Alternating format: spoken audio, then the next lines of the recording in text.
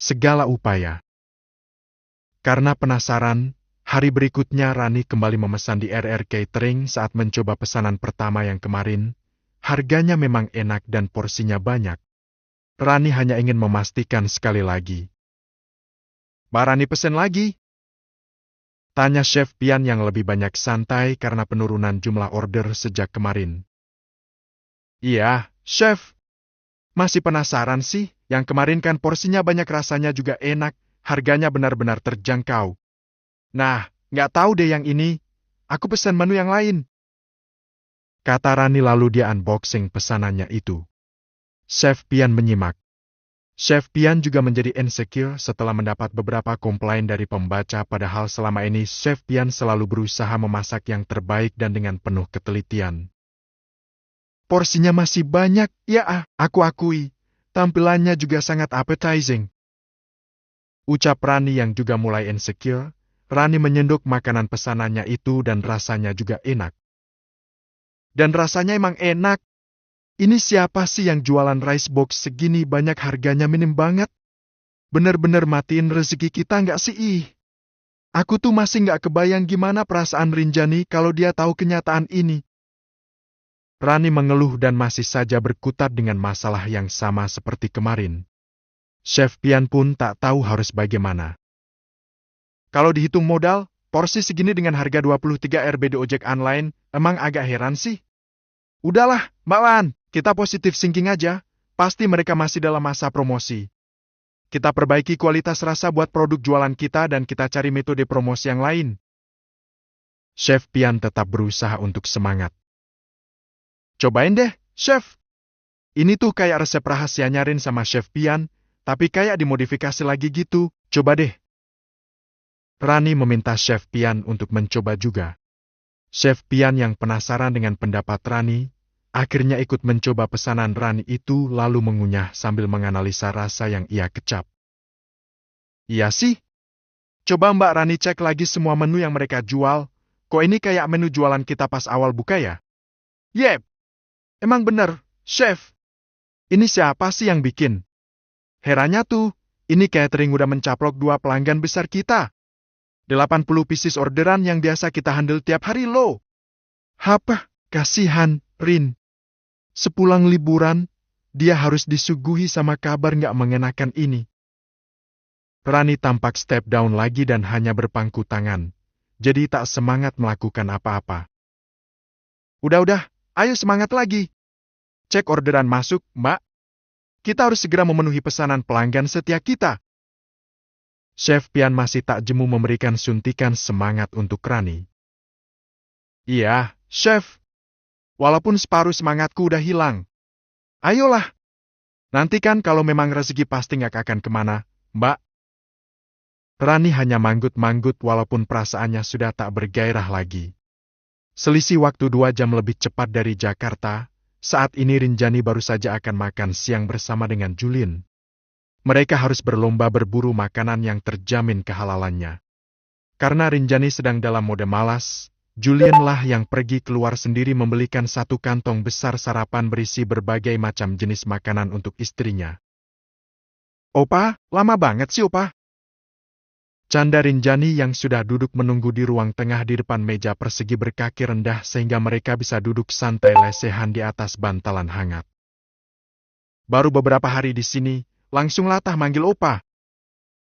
Goda Julien lalu menggantung jaket tebalnya di stand hanger di dekat pintu.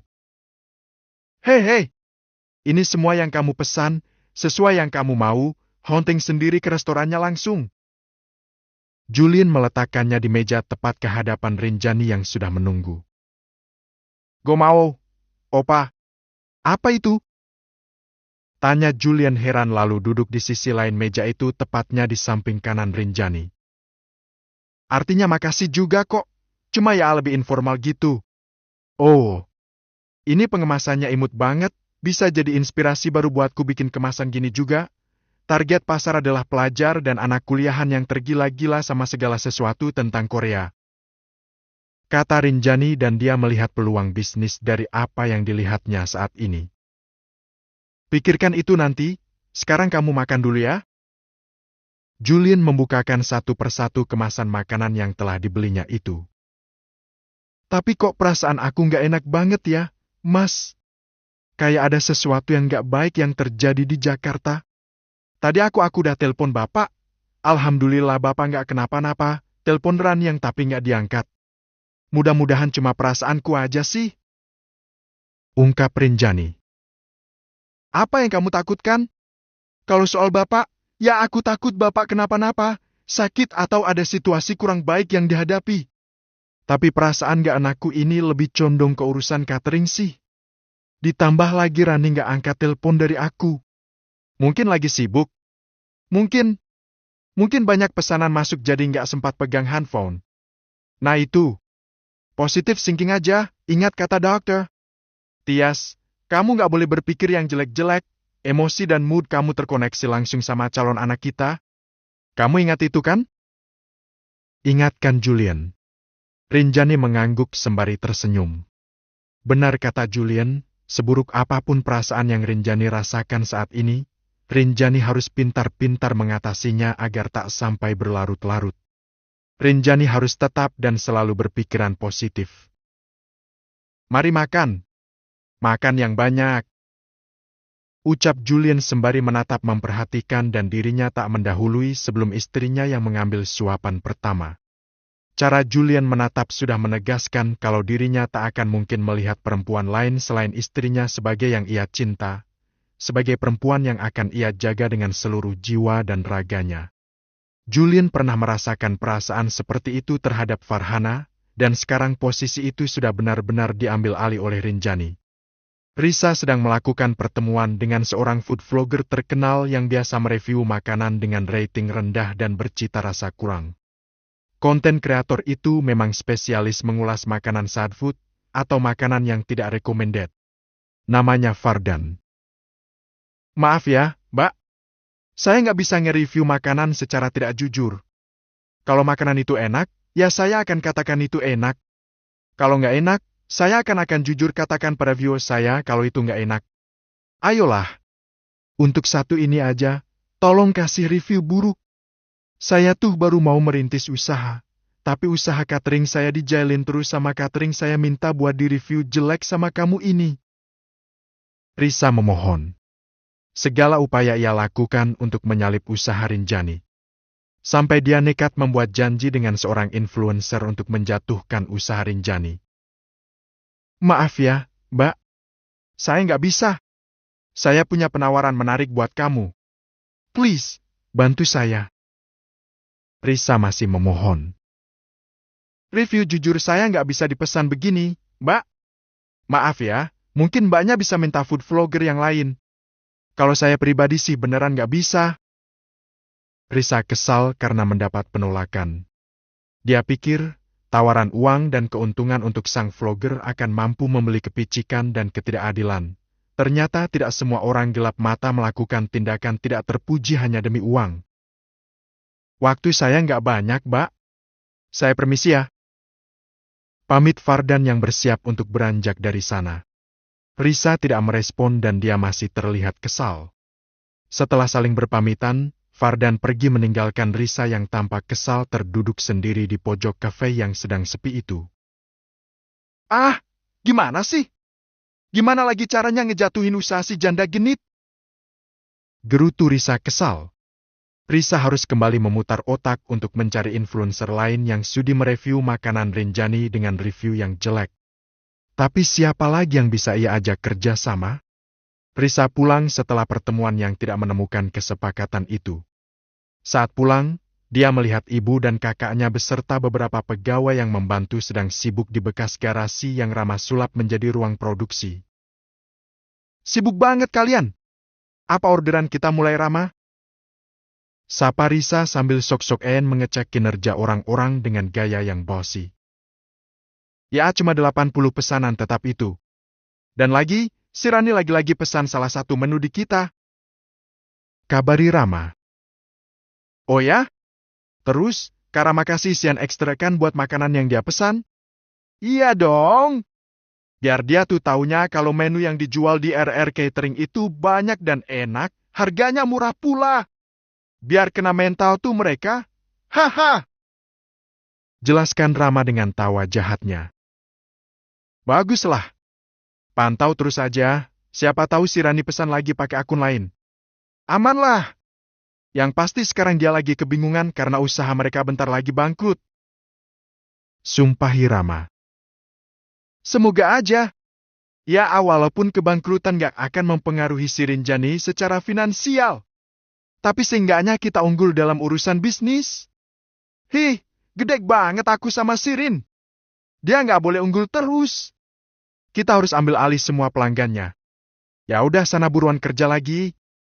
Coba contekin lagi strategi marketing mereka. Siap. Aku siap buat sukses dan menjadi saksi kehancuran usaha mantan istrimu yang kecentilan itu. Aku juga lebih leluasa menjahili Rin dengan cara seperti ini. Kalau harus nyakitin secara fisik, aku nggak rela. Aku nggak bisa. Aku nggak mau lihat Rin terluka. Heli! Dasar bucin! Cibir Risa lalu pergi untuk gabung bekerja dengan yang lainnya. Rama tidak keberatan disebut bucin oleh Risa. Hatinya memang masih mendamba Rinjani, apalagi setelah menikah dengan Julian, Rinjani malah semakin dan semakin glow up. 2 hari terakhir di Korea. Rinjani baru saja menerima telepon dari teman sekolahnya yang saat ini sedang bekerja di Korea. Mendapat kabar Rinjani sedang liburan di Korea, langsung saja temannya Rinjani itu terkoneksi dengan Rinjani. Namanya adalah Mura. Iya, Beb. Aku udah 4 hari lo di sini. Jawab Rinjani dengan girang. Rinjani begitu senang menerima panggilan dari kawan lamanya itu. Kenapa nggak bilang sih? Aku tuh kalau nggak lihat postingan kamu di Instagram, pasti aku juga nggak akan tahu kalau kamu lagi di sini. Kata Mura. Aku kan nggak simpan nomor kamu, Ra. Ya kan bisa DM, say. Iya sih. Tapi ya takut ganggu, kamu kan sibuk. Enggak lah. Kalau butuh jasa tour guide gratis, aku bersedia loh, Rin. Kamu udah kemana aja nih selama di sini? Gak kemana-mana, cuma main-main aja sekitaran homestayku ini. Kemarin sih habis dari Hai Bin Said, dan lusa aku udah harus pulang ke Jakarta. Jadi tinggal sisa hari ini sama besok doang. Hari ini aku ada rencana mau ke Istana Gyeongbokgung. Kamu mau ke sini nggak? Kita meet up di sini. Atau, mau aku jemput dulu ke tempat kamu terus kita berangkat sama-sama dari sana? Mora begitu welcome. Mau sih? Hari ini tuh tadinya mau ke Pulau Jeju, tapi ternyata lagi nggak ada kunjungan ke sana. Katanya lagi ada proyek pemugaran dan tempat disterilkan dari para wisatawan. Iya itu benar, Rin. Bentar lagi kan di sana Imang mau ada festival. Ya udah kesini aja. Yuk, sekalian mau kenalan sama suami kamu, Rin. Ya udah deh, aku kesana ya. Mungkin aku kesananya naik subway ya.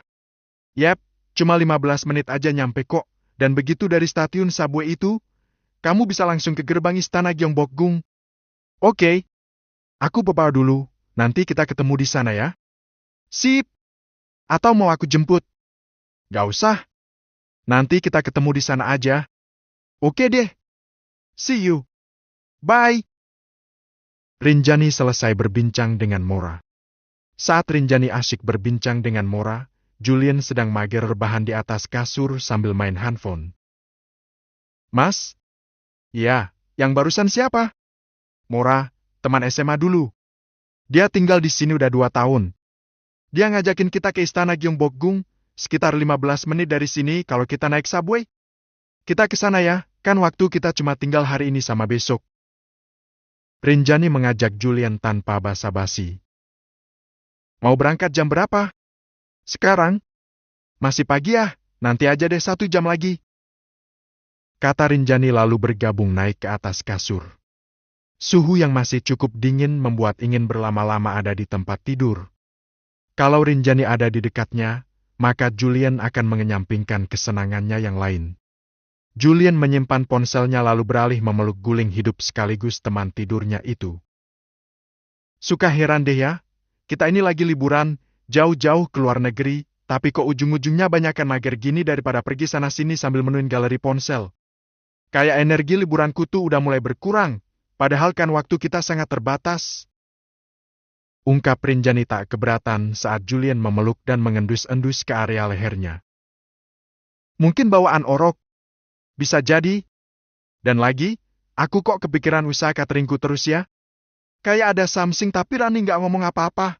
Rani bilang semuanya baik-baik aja. Tapi kok kayak nggak baik-baik aja? Firasat Rinjani kuat, tapi Rani tak ingin meracuni kesenangan Rinjani. Oleh sebab itu Rani tidak bicara apa-apa soal situasi yang terjadi di Jakarta. Kamu percaya aja sama Rani. Kalaupun ada problem, mungkin cuma masalah kecil yang masih bisa dia handle sama semua rekan-rekan kamu.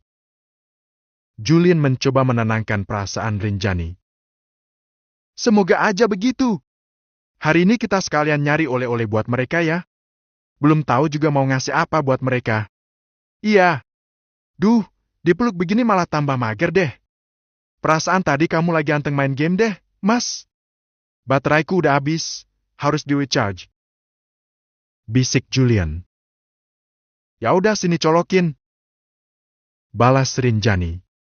Kalau sudah mesum, keduanya memang cepat koneknya. Siap. Julian melepaskan kaos oblongnya lalu menarik selimut dan menutupi tubuh mereka dengan selimut itu. Mereka bermain-main di bawah selimut sampai Rinjani menjerit-jerit kegelian karena terus digelitiki oleh Julian. Hal-hal semacam itu memang berhasil membuat keduanya berlari menjauh bersama-sama dari masa lalu yang kelam. Hubungan mereka semakin erat dan mereka bersama-sama menutup celah untuk siapapun yang mencoba mengusik.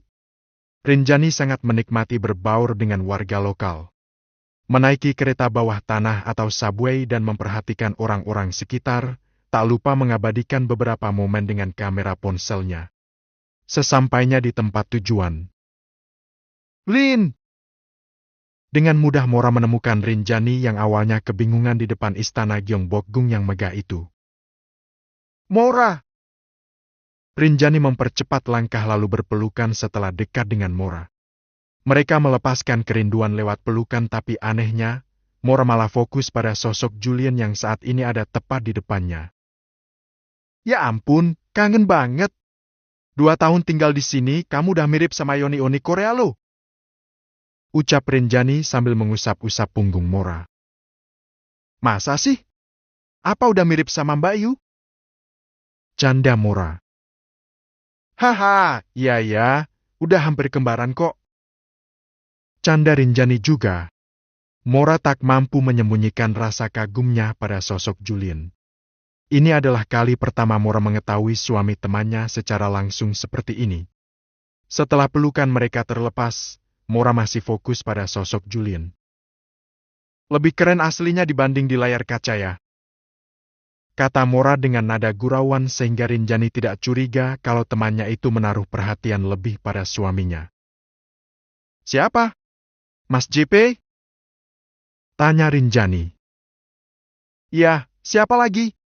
Ya suami kamu lah. Beberapa kali aku streaming pertandingannya.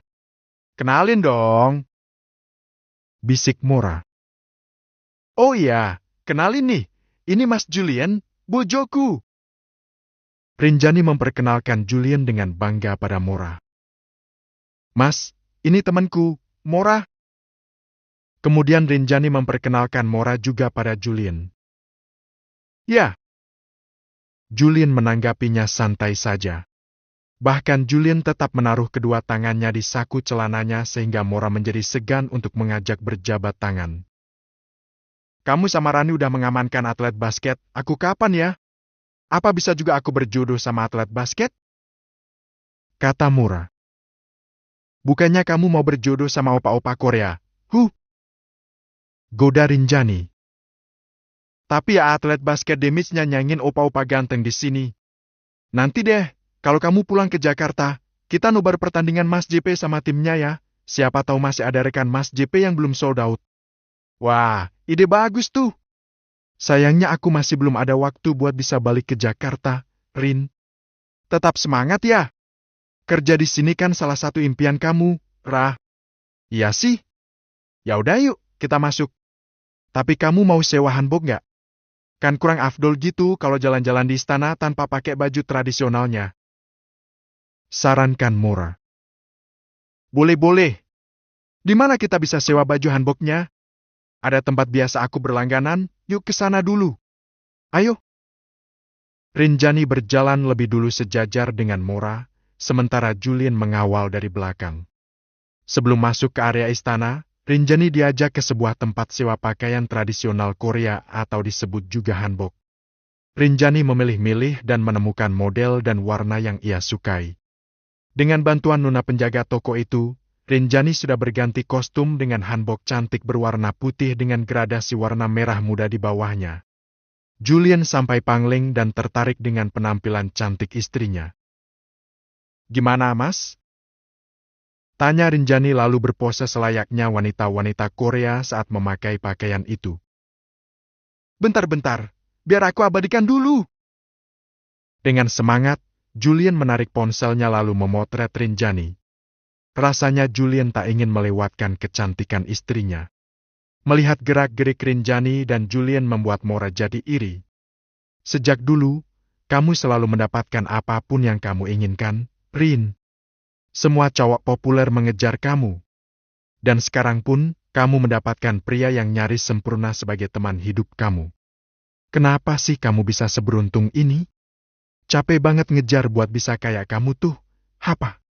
Racau Mora, diam-diam dia memiliki masalah hati terhadap Rinjani. Mora adalah tipe teman yang selalu merasa iri dan merasa tersaingi. Hanya saja Mora bisa membalut isi hatinya dengan sikap yang friendly sehingga Rinjani tak pernah mencurigai apa-apa. Rah, aku fix yang ini aja ya. Kata Rinjani membuyarkan lamunan Mora. Oke. Cocok banget sih. Biaya sewanya berapa? Tanya Rinjani bersiap untuk membayar. Biar aku aja yang bayar. Murah kok. Ih, kok malah ditraktir sama kamu? Ya nggak apa-apa. Anggap aja aku lagi menjamu tamu yang datang jauh dari negeri seberang. Ya deh. Makasih banyak ya. Sama-sama, Rin. Yuk kita masuk sekarang. Rinjani dan Mora sudah kompak memakai pakaian tradisional mereka. Yang hanya bisa dilihat oleh Julien tiada lain hanyalah Rinjani. Setiap penampilan baru Rinjani, seperti sebuah kejutan untuk Julien. Rinjani tak pernah tampil membosankan di matanya. 1000 kali Mora bertingkah caper di depan Julien, Julien sama sekali tak terdistraksi. Julien hanya menikmati kecantikan istrinya, bukan yang lainnya. Di saat Rinjani bersenang-senang, Rani dan Chef Pian malah sedang memutar otak memikirkan nasib catering mereka yang sedang mengalami penurunan penjualan secara drastis beberapa hari terakhir ini. Alhamdulillah, ucap Rani. Ada apa, Mbak Rani? Ada pesanan baru kah? Apa saya perlu menyiapkannya sekarang? Tanya Chef Pian dengan semangat. Bukan sih, Chef. Bukan orderan. Tapi Pak Hasan baru aja mentransfer abonemennya untuk bulan ini. Alhamdulillah, seenggaknya kita masih punya orderan dari Pak Hasan. Jawab Rani. Lalu mengecek saldo rekening khusus milik Rins Rice Box. Oh, iya sih, masih bersyukur karena Pak Hasan masih mau mempercayakan urusan konsumsi karyawannya pada kita. Aku nih masih bingung, gimana jelasin ke Rin pas dia pulang nanti. Dia terus nanya keadaan di sini, dan aku nggak jawab jujur karena nggak tahu harus jelasin kayak gimana. Oh iya, Mbak. Kok saya curiga kalau RR Catering itu adalah usaha milik mantan suaminya Mbak Rinjani? Ungkap Chef Pian. Rani tergugah dengan ucapan Chef Pian. Masa sih? Aku malah belum tahu loh. Ya curiga aja. Soalnya kan dulu, Mas Rama pernah ikut bantu setiap hari Sabtu di sini. Udah gitu, menu-menunya kok kayak identik sama menu-menu awal kita dulu. Ditambah lagi, 2 pelanggan besar kita tiba-tiba beralih ke sana. Kan itu semua kayak mengarah ke seseorang yang udah cukup mengenal usaha catering Mbak Rin.